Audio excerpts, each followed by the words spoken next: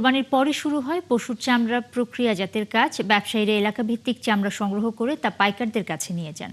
রাজধানীর পোস্তার পাইকারি চামড়ার বাজারে আছেন সহকর্মী আনাস ভূঁইয়া, সরাসরি তার সঙ্গে যুক্ত হচ্ছে। আনাস, চামড়ার বাজার এই মুহূর্তে কেমন দেখছেন? মৌসুমী ব্যবসায়ী এবং আড়তদাররা কি বলছেন? আমি এখন আছি রাজধানীর পোস্তা এলাকায়। এটা রাজধানীর সবচেয়ে বড় চামড়ার বাজার। এখানে গত বছরের তুলনায় এবছর জমজমাট খুব একটা বেশি নেই, তবে সময় বাড়ার সাথে সাথে কিছুটা জমজমাট কিছুটা বাড়ছে, অর্থাৎ চামড়া কিছুটা আশা বেড়েছে।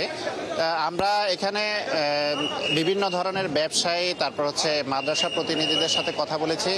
এক একজন এক এক ধরনের অভিযোগ আমাদেরকে দিচ্ছেন। বিশেষ করে আমরা আড়তদারদের সাথে কথা বলেছি, তারা বলছেন যে প্রত্যেক কোরবানির পর পশুর চামড়া 4 থেকে 6 ঘন্টার মধ্যে প্রক্রিয়াজাত করতে হয়। যদি না করা হয় তাহলে পশুর চামড়ার মান ধীরে ধীরে কমে যায়।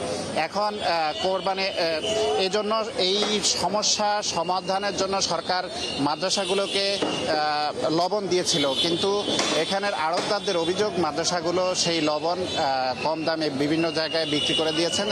তারা পশুর চামড়ার মধ্যে সেই লবণ ব্যবহার করেননি। এ কারণে চামড়ার দাম কিছুটা কমে যেতে পারে বলে বা ধীরে ধীরে কমে যাচ্ছে বলে আমাদেরকে জানিয়েছেন।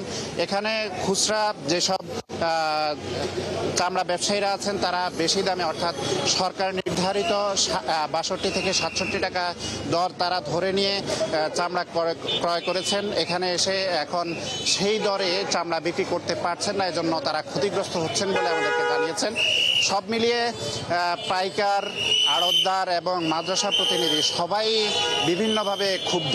বিশেষ করে আড়তদাররা ট্যানারি মালিকদের উপর ক্ষুব্ধ। তাদের বক্তব্য, ট্যানারি মালিকরা তাদের ঠিকভাবে টাকা পরিশোধ করছেন না। ট্যানারি মালিকরা ব্যাংক সহ বিভিন্ন জায়গা থেকে অর্থ সংগ্রহ করলেও এইখানের যারা আড়তদার তাদের পাওনা পরিশোধ না করায় তারা ঠিকভাবে ব্যবসা করতে পারছেন না। এই ছিল আমার কাছে সর্বশেষ। নুসরাত। আনাস, অনেক ধন্যবাদ আপনাকে। দর্শক, পোস্তার পাইকারি চামড়ার বাজার থেকে যুক্ত হয়েছিলেন সহকর্মী আনাস ভূঁইয়া।